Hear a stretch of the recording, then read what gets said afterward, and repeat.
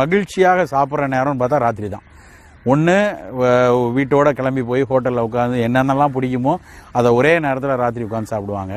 விருந்துகள் எல்லாருமே பார்த்திங்கன்னா கல்யாணங்கள்லாம் முன்னாடி காலை நேரம் முகூர்த்தம் அதில் தான் பிரமாண்டங்களாக இருந்தது. இன்றைக்கு கல்யாணம்னா எல்லோரும் ராத்திரி போய் ஒரு ரிசப்ஷன் தான் பெரிய விஷயமா நடந்து அன்றைக்கு ஏகப்பட்ட உணவுகளை ஒரே நேரத்தில் கொட்டிப்பாங்க. அப்புறம் வீட்டுக்கு வர்றவங்களும் காலையிலேருந்து சாயந்தரம் வரைக்கும் வேலை பார்த்துட்டு காலையில் பரபரப்பில் ட்ரெயினை பிடிக்கணும் பஸ்ஸை பிடிக்கணும்னு ஓடும் பொழுது சரியாக சாப்பிட்றதில்ல.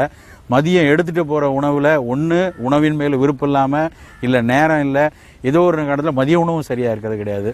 அதனால் ராத்திரி கட்டுன்னு கட்டிடுவாங்க, இல்லைன்னா நிறைய உணவை சாப்பிட்ருவாங்க, தேவையில்லாத உணவுகளை எடுத்துருவாங்க. இது ரொம்ப தப்பான விஷயம்.